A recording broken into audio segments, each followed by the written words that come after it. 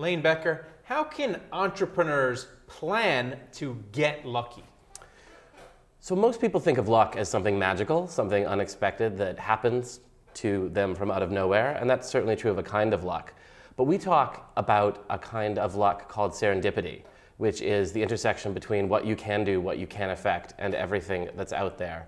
There's 8 skills of planned serendipity, and they're simply ways to really easily methodologically engage with the unknown.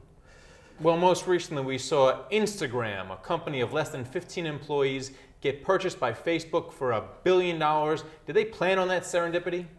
You know, it's interesting. Kevin Systrom, the founder and CEO of Instagram, was asked recently after the purchase what he attributed it to, and he actually attributed his success to luck.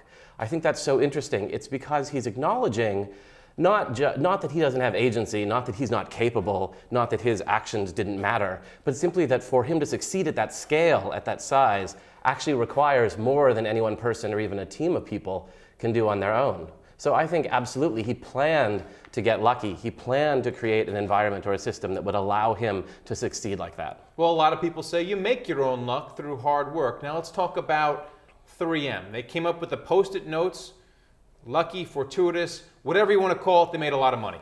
It's absolutely true. In fact, Art Fry, the inventor of the Post-it note, was an incredibly lucky person. The story of the Post-it note is very interesting. It involves years and years of hard work on Fry's part.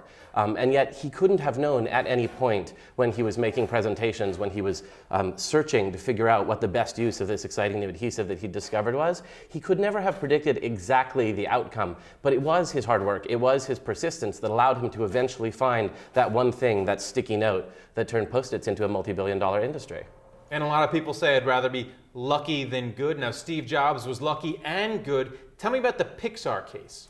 So I think there's absolutely no distinction between lucky and good. I think the two things walk hand in hand with each other. In the case of Pixar, Steve Jobs, I think probably one of the most talented capitalists on the planet now or ever. But if you look at, for example, the way that he designed Pixar as a building essentially built for serendipity. He created a building where chance collisions between individuals, where everyone had to get up from their desks, walk around, and encounter each other, was necessary because he understood that it was only through those thousands of chance collisions, those thousands of unexpected opportunities, that something as great as a Toy Story could be made. All right, now someone reads your book, Get Lucky. What can they glean from that so that they can go out and maybe become the next Instagram to sell their company for $1 billion after about a year? There are a set of skills that people need to learn to engage in that are very much about not just sort of going through your routine, not waking up every day and doing the same thing, but actively trying to figure out what's new, what's different, how can I experiment, how can I change the way that I work every single day to see if there's something new or exciting for me out there.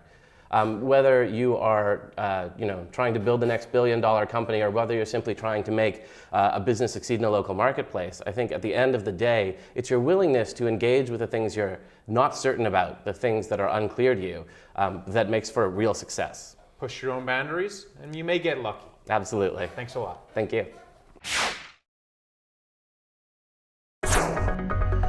This market is stock tickers market. Stocks have rallied this year. We're coming into a Monday where we're going to